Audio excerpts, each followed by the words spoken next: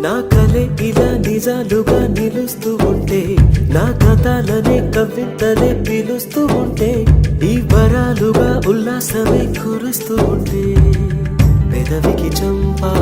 తగిలిన చోట పరవశమేదో తోడవుతుంటే, పగలే అయినా